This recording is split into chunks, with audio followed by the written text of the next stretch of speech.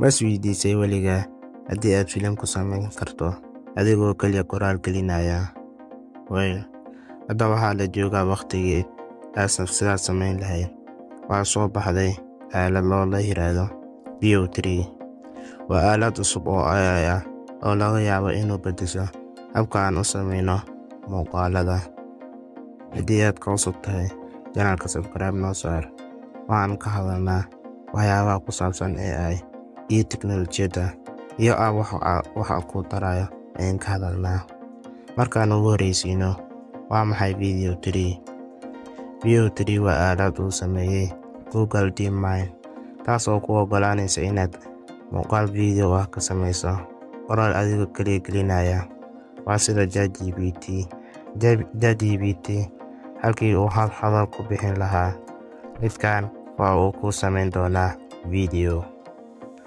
Waxa uu leeyahay faham weyn oo ku saabsan dhaqdhaqaaqa kaamirada, shucuurta dadka, meelaha dabiiciga ah, isteelka sida cinematiga, vlogga, animationka, xitaa documentary-ga.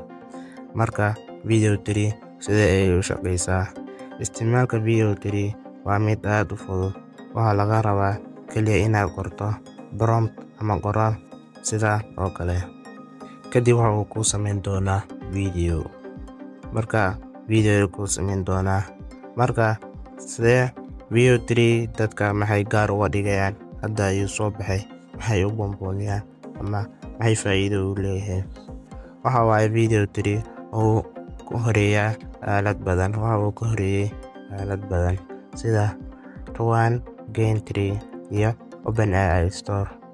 Waxa uu uga fiican yahay waxaa ka mid ah waxay soo saaraan videos tayo sare leh oo ka bilaaban doona 1800 oo gaari doona 4K. Waxaa laga dareemay dareen kaamiro dhab ah. Waxa kale uu kaga dheeryahay waxa ay leedahay control badan. Waxaad dooran kartaa lens-ka, isteelka iyo xitaa sida aad u rabto video ayaad dooran kartaa. Talo ku saabsan VO3: isdiiwaangeli haddii aad tahay content creator, filmmaker ama baraha bulshada waxbarasho isticmaala. Hadda Soomaaliya ma lagu isticmaali karo. Waxaa la kicin doonaa VPN, kadibna waxaad ku xiri doontaa kaar ay ku xiri doontaa. Markaas kadib haddii aad student aad doorato, waxaa lagu fasaxi doonaa 15 bilood ee lagu fasaxi doonaa. Markaas kadib waxaad gelin doontaa kaarkaas wuxuu hadda lacag ugu jira haddii aad rabto. Haddii kale kaar la'aan ma shaqeyn doono VO3-ga. sidaas u ogaada.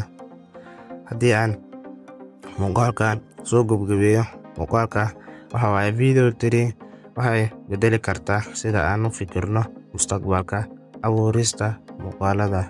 Ma waxaad rabtaa inaad ku samayso casharro sida loo isticmaalo ama tusaale fadlan commentiga tag like saar oo subscribe ku dhufo si aad u baranto mustaqbalka aaladaha.